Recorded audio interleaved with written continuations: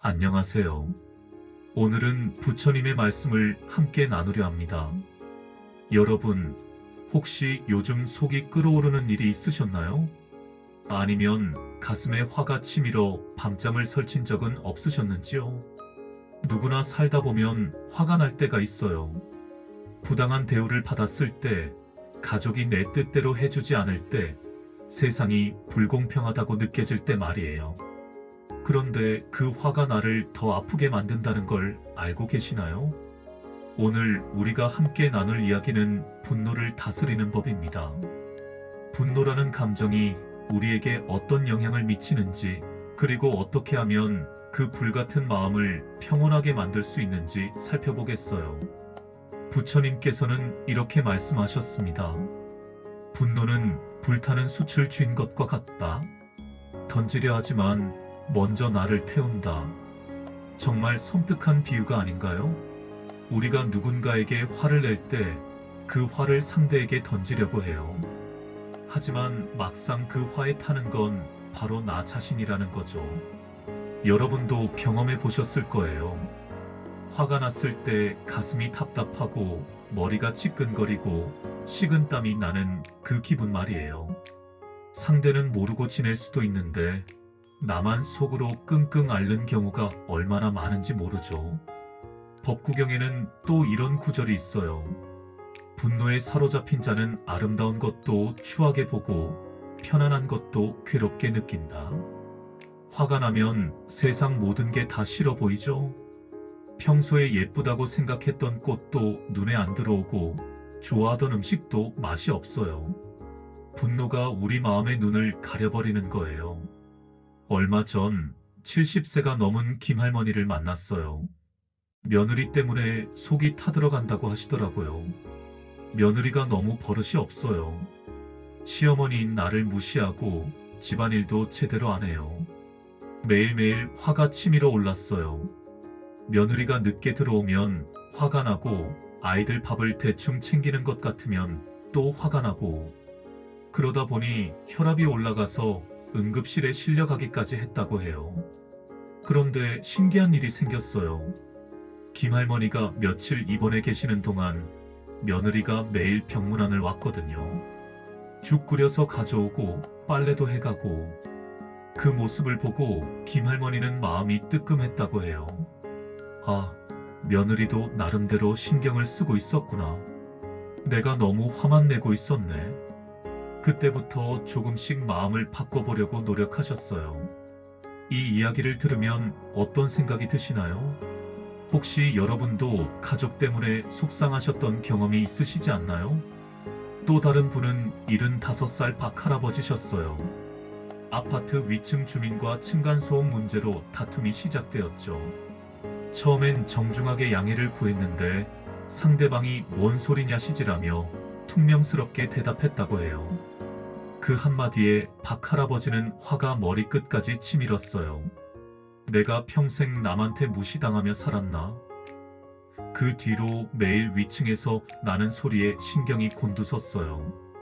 발소리, 의자 끄는 소리, 심지어 화장실 물 내리는 소리까지 다 거슬렸죠. 밤마다 천장을 올려다보며 이를 갈았어요. 아내가 그냥 넘어가자고 해도 내가 왜 참아야 하냐며 더 화를 냈죠. 결국 불면증에 소화불량, 두통까지 생겼어요. 어느 날 복도에서 위층 사람과 마주쳤는데 그 사람이 먼저 인사를 하더라고요. 아, 할아버지 요즘 어떻게 지내세요? 저희가 시끄럽게 했나봐요. 조심할게요. 그 순간 박할아버지는 어안이 벙벙했어요. 상대방은 아기가 없었던 거예요. 그냥 무뚝뚝한 성격이었을 뿐이었죠. 그런데 자신은 몇 달을 괴로워하며 살았던 거예요. 여러분도 이런 경험이 있으시죠? 상대방은 별 생각 없었는데 나 혼자 화내고 속상해했던 적 말입니다. 부처님의 제자 중에 사리불이라는 분이 계셨어요. 지혜로 유명한 분이셨는데 처음엔 다른 종교의 스승을 따르고 있었어요. 그런데 부처님의 가르침을 들은 후 제자가 되셨죠. 어느 날 사리불이 마을에서 탁발을 하고 있는데 한 남자가 갑자기 다가와서 욕설을 퍼부었어요. 너희 같은 거지 승려들이 뭘 안다고 설교질이야. 사리불의 옛 제자들은 화가 머리끝까지 치밀었어요. 스승님을 모독하는 저런 놈을 그냥 둘 수 없습니다. 하지만 사리불은 조용히 웃으며 이렇게 말했어요. 그 사람의 화는 그 사람 것이고 내가 받지 않으면 그뿐이다. 마치 선물을 주는데 받지 않으면 주는 사람의 것으로 남는 것과 같다. 그 말을 들은 욕설하던 남자가 오히려 부끄러워하며 사과했다고 해요. 사리불의 평온한 마음이 상대방의 분노를 녹여버린 거죠. 이 일화에서 우리가 배울 점은 무엇일까요? 남의 화를 내가 받아서 내 것으로 만들 필요가 없다는 거예요. 정년을 몇 년 앞둔 50대 후반의 정 과장님 이야기예요. 회사에서 자신보다 늦게 들어온 후배가 승진하는 걸 보고 억울함이 치밀어 올랐어요. 내가 이 회사를 위해 얼마나 헌신했는데 공로도 인정받지 못하고 매일 그 생각만 하니까 일도 손에 안 잡히고 집에 와서도 아내한테 화풀이만 했어요. 회사가 이래서야 되겠어? 요즘 젊은 것들은 아부만 잘하고 매일 같은 이야기를 반복하니까 가족들도 지치기 시작했어요. 아내가 여보, 그만 좀 해요라고 하면 당신은 내 마음을 모르니까 그런 소리 하지라며 더 화를 냈죠. 결국 위험의 불면증까지 생겼어요. 병원에 가서야 의사가 스트레스성 질환입니다. 마음의 평정을 찾으셔야 해요라고 하더라고요. 그때 정 과장님은 생각했어요. 내가 남 때문에 화내다가 내 몸까지 망가뜨리고 있구나. 만약 여러분이 그 상황이었다면 어떻게 하셨을까요? 억울한 마음을 어떻게 달래셨을까요? 법구경에는 이런 아름다운 구절이 나와요. 화내지 않는 것으로 화를 이기고 선한 것으로 악한 것을 이기고 베푸는 것으로 인색함을 이기고 참된 말로 거짓말을 이긴다. 이 말씀은 우리에게 분노를 다스리는 4가지 방법을 제시해줘요. 첫째, 화에는 화로 맞서지 말고 평온함으로 대응하라. 둘째, 악한 행동에는 선한 행동으로 응답하라. 셋째, 인색한 마음에는 베푸는 마음으로 대하라. 넷째, 거짓에는 진실로 맞서라는 거죠. 쉬운 일은 아니에요. 누군가 나에게 화를 내는데 평온할 수 있겠어요? 누군가 나쁜 짓을 하는데 선하게 대할 수 있겠어요? 하지만 이것이야말로 진정한 승리라고 부처님은 말씀하셨어요. 60대 초반의 이 사장님은 평소 성격이 급한 편이셨어요. 어느 날 신호대기 중에 뒷차가 들이받는 가벼운 접촉사고가 났어요. 뒷차 운전자는 젊은 남자였는데 내려서는 죄송합니다라고 사과했어요. 하지만 이 사장님은 화가 치밀어 올랐어요. 요즘 젊은 것들은 운전도 제대로 못해? 소리를 지르기 시작했죠. 상대방이 진심으로 사과해도 사과한다고 차가 고쳐지냐? 며 계속 화를 냈어요. 결국 경찰까지 출동하는 소동이 벌어졌어요. 단순한 접촉사고가 큰 싸움이 된 거죠. 그런데 집에 와서 아내에게 이야기하니까 아내가 이렇게 말했어요. 여보, 상대방이 사과했으면 됐잖아요. 차 고치는 건 보험으로 해결되고 왜 그렇게 화를 내셨어요? 그제야 이 사장님은 생각해보니 상대방 젊은이가 진심으로 사과했었어요. 보험 처리도 깔끔하게 해주겠다고 했고 그런데 자신만 화를 내며 하루 종일 기분이 나빴던 거예요. 내가 괜히 화내서 내 하루만 망쳤구나.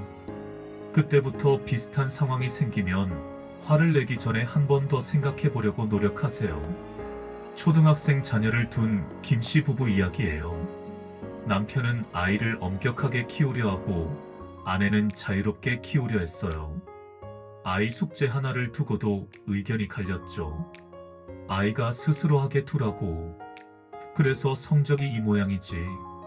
매일 이런 식으로 다투다 보니 집안 분위기가 험악해졌어요. 아이는 부모가 싸우는 걸 보며 위축되어 갔죠. 어느 날 큰 싸움을 한 후 아이가 조용히 다가와서 말했어요. 엄마, 아빠, 제발 싸우지 마세요. 무서워요. 그 말을 듣고 두 사람 모두 마음이 덜컥 내려앉았어요. 아이를 위해서 한다던 게 오히려 아이에게 상처를 주고 있었던 거예요. 그날 밤 두 사람은 진지하게 대화했어요. 우리가 목적은 같았는데 방법 때문에 싸웠구나. 아이에게는 부모가 화목한 게 가장 중요한 교육이겠구나.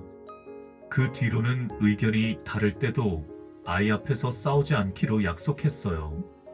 따로 대화할 시간을 정해서 차근차근 이야기하기 시작했죠. 이 말을 들으니 떠오르는 분 있으시지 않나요? 좋은 목적이었는데 화 때문에 관계가 나빠진 경험 말이에요. 원효 대사에게도 이런 일화가 있어요. 어느 마을에서 법문을 하고 있는데 술 취한 남자가 들어와서 고함을 지르며 방해했어요. 무슨 중이 헛소리야? 부처가 어디 있다고 그런 소리해? 사람들은 화가 났어요. 그런데 원효 대사는 웃으며 그 남자에게 다가갔어요. 그대의 마음에도 부처가 계시오. 다만 지금은 술에 취해 잠시 안 보일 뿐이요. 그리고는 조용히 그 남자의 등을 토닥여 주었어요. 그 따뜻한 손길에 취한 남자가 정신이 번쩍 들었어요. 자신이 얼마나 신뢰를 했는지 깨닫고 무릎을 꿇고 사과했죠. 사람들은 감탄했어요. 화로 화를 맞선다면 더 큰 화가 되었을 텐데 자비로 대하니 화가 사라진 거예요. 여러분은 이런 상황에서 어떻게 대응하셨을까요? 화를 내셨을까요? 아니면 참으셨을까요? 70살 넘은 최할머니는 전통시장에서 장을 보다가 화가 나신 일이 있었어요. 평소 가던 과일 가게에서 사과를 샀는데 집에 와서 보니 속이 썩은 게 섞여 있었거든요. 다음날 바꿔달라고 가니까 가게 아저씨가 어제 분명히 좋은 걸로 골라줬는데 할머니가 잘못 보관하신 거 아니에요? 라고 하는 거예요. 최할머니는 화가 머리끝까지 치밀었어요. 내가 거짓말쟁이로 보이나? 몇십 년 과일 털어봤는데? 목소리가 점점 커지고 주변 사람들이 쳐다보기 시작했어요. 그런데 옆에서 장을 보던 다른 할머니가 조용히 말했어요. 할머니, 화내시면 몸만 상해요. 그냥 다른 가게에서 사시지요. 그 말을 듣고 최할머니는 잠시 멈춰 생각했어요. 맞다. 내가 왜 이런 일로 화를 내고 있지? 몇 천 원짜리 과일 때문에 내 건강을 해칠 필요가 있나? 그날 이후로는 억울한 일이 있어도 내 건강이 더 소중하다고 생각하며 화를 참으려고 노력하세요. 80세 가까운 송 할아버지는 정기검진을 받으러 병원에 갔다가 화가 나신 일이 있었어요. 예약 시간보다 2시간이나 늦어졌는데도 간호사들은 조금만 기다리세요만 반복했거든요. 내가 나이 많다고 우습게 보는 거야. 화가 치밀어 올랐어요. 젊은 사람들은 빨리빨리 불러주는 것 같은데 자신만 계속 기다리는 것 같았어요. 결국 접수 창구에 가서 항의했어요. 도대체 언제까지 기다리라는 거예요? 나도 시간이 소중하다고. 간호사가 사과하며 설명해주지만 화는 가라앉지 않았어요. 그런데 옆에 앉아있던 비슷한 나이의 할아버지가 이렇게 말하는 거예요. 할아버지, 의사 선생님도 환자를 정성껏 보느라 시간이 걸리는 거예요. 우리도 진료받을 때 꼼꼼히 봐주길 바라잖아요. 그 말에 송 할아버지는 고개를 끄덕였어요. 그러게 말이야. 내가 너무 성급했나 보다. 마음을 가라앉히고 기다리니까 시간도 빨리 가는 것 같고 진료받을 때도 의사가 더 꼼꼼히 봐주는 것 같았어요. 정리해 볼까요? 여기까지 우리는 분노가 어떻게 우리 삶을 어둡게 만드는지 여러 사례를 통해 살펴봤어요. 가족과의 갈등, 이웃과의 다툼, 직장에서의 억울함. 모든 분노가 처음에는 정당해 보이지만 결국 나 자신을 가장 많이 괴롭힌다는 것을 보았죠. 그렇다면 우리는 어떻게 분노를 다스릴 수 있을까요? 첫 번째 방법은 바로 호흡법이에요. 화가 치밀어 오르는 순간 일단 말을 멈추고 깊게 숨을 들이마시세요.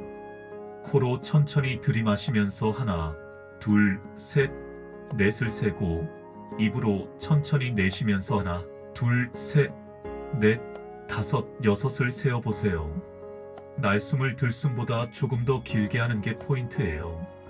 이렇게 5번만 반복해도 놀라운 변화가 생겨요. 뛰던 심장이 진정되고 뜨거웠던 머리가 식어요. 그러면 내가 왜 저렇게 화를 냈지? 싶어져요. 한 할머니는 이렇게 말씀하셨어요. 손주가 말을 안 들을 때마다 호흡법을 쓰는데 화낼 일이 별거 아니었구나 싶어져요. 두 번째 방법은 화가 나는 상황에서 잠시 자리를 피하는 거예요. 화장실 좀 다녀올게요. 물 좀 마시고 올게요 하며 그 자리를 떠나세요. 화가 나면 판단력이 흐려져요. 말하지 말아야 할 것까지 말하게 되고 후회할 행동을 하게 되죠. 그런 상황에서는 일단 거리를 두는 게 최선이에요. 잠시 바깥바람을 쐬거나 찬물에 손을 적시면서 마음을 가라앉혀 보세요. 10분 후에 돌아가면 마음이 한결 차분해져 있을 거예요. 특히 가족과 다툴 때는 이 방법이 정말 효과적이에요. 화난 채로 계속 있으면 서로 상처만 주게 되거든요.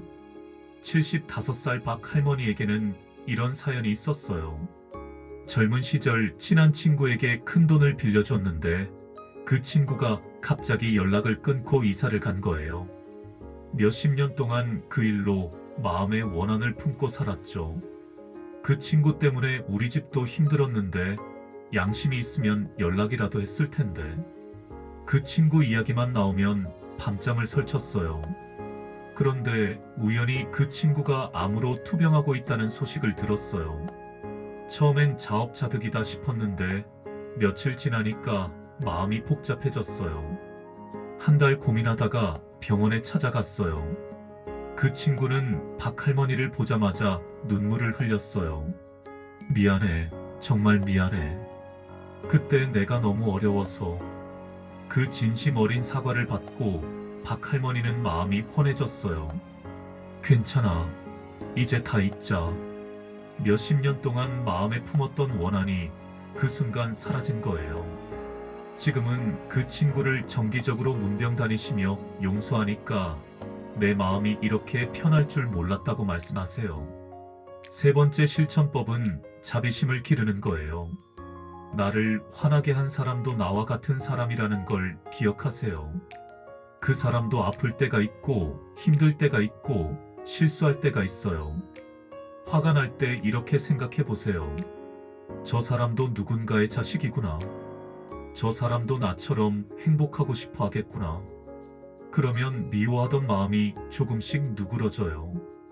특히 가족에게 화가 날 때는 이 사람이 나를 얼마나 사랑하는지 생각해 보세요.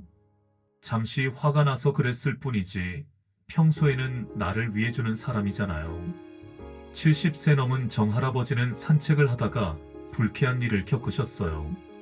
좁은 길에서 젊은 남자가 자전거를 타고 오는데 비키라는 신호를 하는 거예요.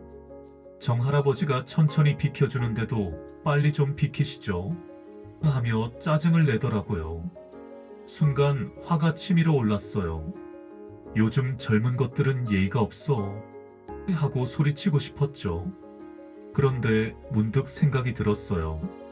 저 사람도 급한 일이 있나 보다. 아니면 무슨 힘든 일이라도 있나? 그렇게 생각하니까 화가 스르르 가라앉더라고요. 집에 와서 아내에게 이야기하니까 여보 참 잘했어요. 화냈으면 하루 종일 기분 나빴을 텐데 하더라고요. 정할아버지는 그때부터 누군가 무례하게 굴어도 저 사람도 나름의 사정이 있겠구나 생각하려고 노력하세요. 수타니 파타에는 이런 아름다운 구절이 나와요. 성내지 않는 자에게는 이길 적이 없고 화내지 않는 자는 모든 싸움에서 승리한다. 이 말씀은 참 역설적이에요. 싸우지 않는 것이 진정한 승리라는 뜻이거든요. 화를 낸다는 건 상대방과 같은 수준으로 내려가는 거예요. 하지만 화내지 않고 평온을 유지한다면 그것이야말로 진정한 강함이죠. 또 다른 구절도 있어요. 원수를 원수로 갚으면 원수는 끝나지 않는다. 오직 원수지지 않음으로써만 원수는 끝난다. 이 말씀을 들으면 우리가 얼마나 무의미한 싸움을 하며 살아왔는지 돌아보게 돼요. 화에는 화로, 악에는 악으로 맞서왔던 우리들 말이에요. 60대 초반의 김 사장님은 지인의 사기를 당해 큰돈을 잃으셨어요. 믿었던 사람에게 배신당한 충격으로 몇 달을 괴로워하셨죠. 어떻게 나를 이렇게 속일 수가 있어? 밤마다 그 생각에 잠을 못 이뤘어요. 법적으로 대응해 볼까도 생각했지만 증거가 부족했어요. 화만 나고 답답하기만 했죠. 그런데 어느 날 그 사람의 가족이 찾아와서 사과했어요.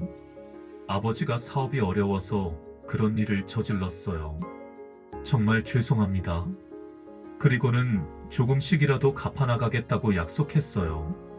김 사장님은 그 모습을 보고 마음이 움직였어요. 그래, 그 사람도 벼랑 끝에 몰려서 그랬을 거야. 가족들이 이렇게 고생하는 걸 보니 내 마음도 아프네. 그 뒤로는 화보다는 안타까운 마음이 더 컸어요. 돈을 다 받지는 못했지만 원한을 품고 사는 것보다는 마음이 편했다고 해요. 네 번째 실천법은 감정일기를 쓰는 거예요.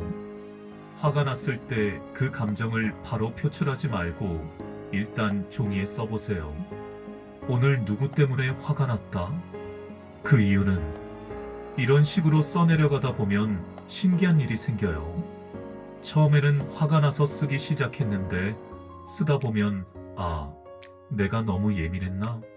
싶어져요. 글로 쓰면서 상황을 객관적으로 바라볼 수 있게 되거든요. 그리고 마지막에는 내일은 이런 일이 생기면 어떻게 대응해야지 하는 계획도 세울 수 있어요. 한 할아버지는 이렇게 말씀하셨어요. 화가 나서 쓰기 시작한 일기인데 다 쓰고 보니 상대방이 이해가 되더라고요. 70살이 넘은 황 할머니는 며느리와 갈등이 있었어요. 며느리가 명절 준비를 제대로 안 한다고 생각하셨거든요. 요즘 며느리들은 정말 한심해하며 속상해하셨죠.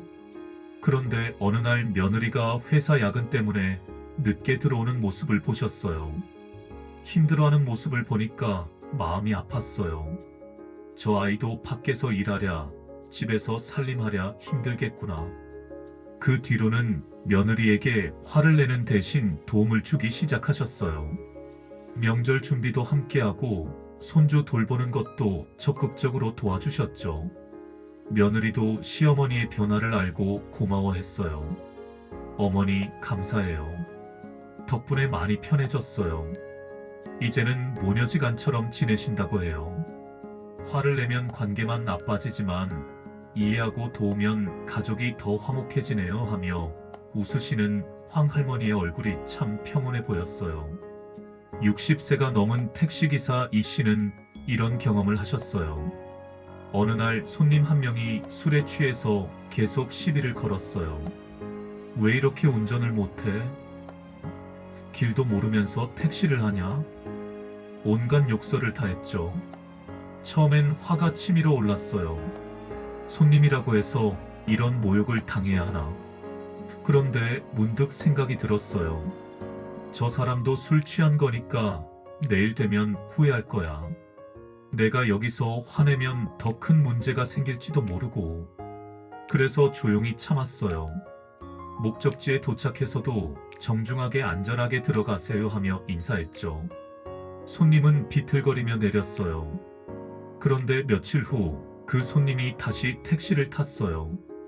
이번엔 멀쩡한 상태였는데 이 씨를 알아보고는 깊이 사과했어요.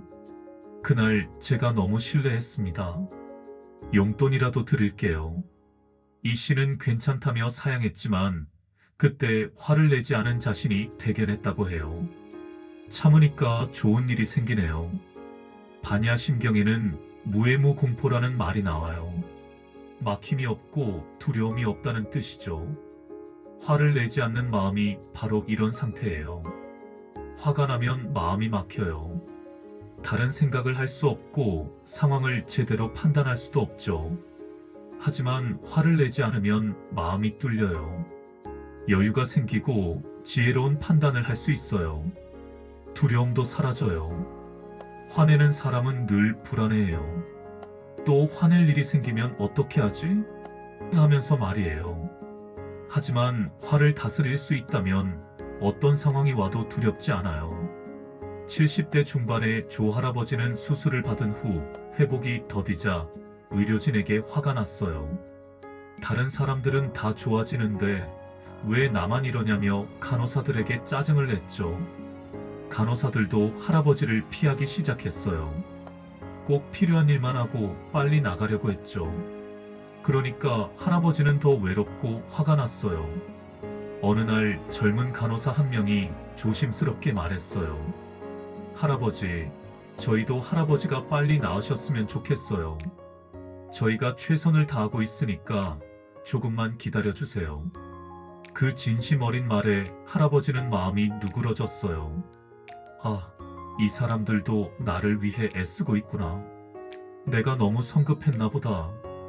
그 뒤로는 간호사들에게 고맙다는 말을 자주 했어요. 수고 많으세요. 덕분에 조금씩 나아지고 있어요. 이런 말들을 하니까 간호사들도 더 친절해졌어요. 결과적으로 회복도 빨라졌어요. 스트레스가 줄어드니까 몸도 더 빨리 좋아진 거죠. 5번째 실천법은 운동이나 취미 생활을 통해 화를 다스리는 거예요. 화가 나면 몸에 에너지가 뭉쳐있게 돼요. 이걸 건전한 방법으로 풀어내야 해요. 산책, 체조, 수영, 등산 뭐든 좋아요. 몸을 움직이면 스트레스 호르몬이 줄어들고 행복 호르몬이 늘어나요. 화났던 일도 별거 아닌 것처럼 느껴져요. 취미 생활도 좋아요. 그림 그리기, 책 읽기, 원예, 요리 등등. 좋아하는 일에 집중하면 화났던 마음이 자연스럽게 가라앉아요. 특히 자연과 함께하는 활동이 효과적이에요. 꽃에 물을 주거나 화분을 가꾸는 것만으로도 마음이 평온해져요. 60대 후반의 문 할머니는 아들 내외와 갈등이 있을 때마다 손주와 시간을 보내며 마음을 달래세요. 화가 나면 손주를 데리고 공원에 가서 그네를 밀어주거나 함께 놀아주세요. 손주 웃는 모습을 보면 세상 모든 화가 다 사라져요. 문 할머니는 이렇게 말씀하시죠. 아이들의 순수한 웃음과 해맑은 모습이 할머니 마음을 치유해주는 거예요. 손주도 할머니와의 시간을 좋아해요. 할머니는 화를 안 내서 좋아요라고 말할 때마다 할머니는 뿌듯해하세요. 가족 갈등이 있어도 손주를 통해 다시 화합하게 되는 경우도 많아요. 손주가 중간에서 엄마, 할머니가 보고 싶대요. 할머니, 엄마가 할머니 걱정해요. 이런 말을 해주니까요. 70세 넘은 강 할머니는 젊은 시절부터 성격이 급했어요. 작은 일에도 금방 화를 내고 한번 화나면 며칠씩 풀리지 않았죠. 그런데 나이 들어 절에 다니기 시작하면서 조금씩 변했어요. 부처님 전에서 절을 하고 경전을 읽고 스님의 법문을 들으면서 마음이 차분해져 갔어요. 부처님께서 항상 보고 계신다고 생각하니까 화내기가 부끄러워져요. 강 할머니는 이렇게 말씀하시죠. 신앙이 마음을 다스리는 힘이 되어준 거예요. 지금은 가족들도 할머니가 많이 온화해지셨네라고 말할 정도로 변하셨어요. 화날 일이 생기면 부처님, 제가 또 화를 내려고 하네요. 도와주세요 하며 기도하신다고 해요. 분노에 대한 다른 성현들의 가르침도 들어보세요. 공자는 군자는 화나도 절도를 잃지 않는다고 하셨어요. 화를 아예 내지 말라는 게 아니라 화를 낼 때도 선을 지키라는 뜻이죠. 노자는 부드러운 것이 굳센 것을 이긴다고 하셨어요. 물이 바위를 뚫는 것처럼 부드러운 마음이 강한 화를 녹일 수 있다는 거죠. 우리나라 퇴계 이황 선생은 화는 마음의 병이다. 병을 치료하듯 정성껏 다스려야 한다고 하셨어요. 이 모든 가르침이 하나같이 말하는 것은 화를 다스리는 것이야말로 진정한 수양이라는 거예요. 요즘은 분노의 형태도 예전과 달라졌어요. SNS에서 댓글 때문에 화나고 뉴스 보면서 화나고 스마트폰 기계 때문에 화나는 일들이 생겼죠. 손주들이 스마트폰만 보고 있으면 말을 안 들어. 또 화를 내게 되고 TV 뉴스에서 억울한 일이 나오면 세상이 어떻게 이럴 수가 있어 하며 분노하게 돼요. 하지만 부처님의 가르침은 시대가 바뀌어도 변하지 않아요. 화를 낸다고 세상이 바뀌지는 않고 화를 낸다고 손주가 갑자기 말을 듣지도 않아요. 오히려 내 마음만 괴로워질 뿐이죠. 디지털 시대일수록 더 차분하고 지혜로운 마음이 필요해요. 6번째 실천법은 화해하는 기술을 익히는 거예요. 화를 낸 후에는 반드시 화해하는 시간이 필요해요. 먼저 진심으로 사과하세요. 제가 화를 내서 죄송합니다. 마음이 상하셨죠? 이런 말 한마디면 상대방 마음도 풀어져요. 그리고 앞으로는 어떻게 하겠다는 구체적인 계획을 말해보세요. 다음에는 화내기 전에 한번 생각해 볼게요. 이런 식으로요. 화해할 때는 상대방의 입장도 이해한다는 표현을 해보세요. 당신도 나름 이유가 있었겠죠 하는 말이 큰 힘이 되어요. 정리해 볼까요? 오늘 우리는 분노라는 주제로 긴 여행을 했어요. 불타는 숯 같은 분노의 본질부터 시작해서 실제 삶 속에서 분노가 어떻게 우리를 괴롭히는지 많은 사례들을 통해 살펴봤죠. 가족과의 갈등, 이웃과의 다툼, 사회에서의 억울함. 이 모든 분노가 처음에는 정당해 보이지만 결국 나 자신을 가장 많이 태운다는 것을 알았어요. 하지만 부처님의 말씀처럼 분노를 다스리는 방법들을 배웠어요. 호흡법으로 마음을 가라앉히고 그 자리를 피해서 거리를 두고 자비심으로 상대를 이해하고 감정일기로 객관적으로 바라보는 것. 그리고 무엇보다 중요한 건 분노하지 않는 것이 진정한 강함이라는 거예요. 화해는 화로 맞서는 게 아니라 평온함으로 화를 녹이는 것이 진짜 승리라는 것 말이에요. 마지막으로 자연의 모습을 통해 분노 다스리기를 생각해 볼까요? 거센 바람이 불 때 큰 나무는 어떻게 견딜까요? 바람과 맞서 싸우는 게 아니라 유연하게 몸을 맡겨요. 그래서 부러지지 않고 살아남는 거죠. 물도 마찬가지예요. 바위를 만나면 부딪히지 않고 돌아서 흘러가요. 하지만 결국 그 물이 바위를 깎아내죠. 우리도 화나는 상황을 만나면 정면으로 맞서지 말고 유연하게 흘려보내세요. 그것이 진정한 지혜예요. 마지막으로 하나의 이야기를 더 들려드릴게요. 어느 스님이 제자에게 물었어요. 내가 누군가에게 화를 내면 그 화는 누구 것이 되느냐? 제자가 상대방 것이 되겠죠? 라고 대답하자 스님이 웃으며 말했어요. 아니다. 화는 항상 화내는 사람의 것이다. 마치 향을 피우면 향 피우는 사람이 그 향기를 먼저 맡는 것처럼 말이다. 이 이야기를 들으면 어떤 생각이 드시나요? 우리가 내는 화가 결국 누구에게 돌아오는지 생각해 보게 되죠. 지금 잠시 눈을 감고 천천히 호흡해 보세요.